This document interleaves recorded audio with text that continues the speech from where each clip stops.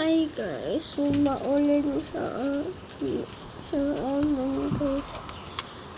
Nasisipon din ako pero nabatian niyo yung tunog. So kagabi ay nag-aircon kami.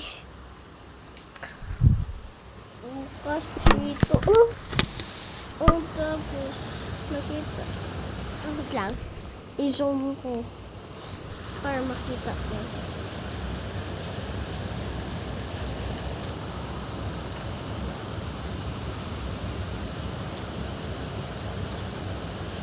Ayan yung baha sa amin.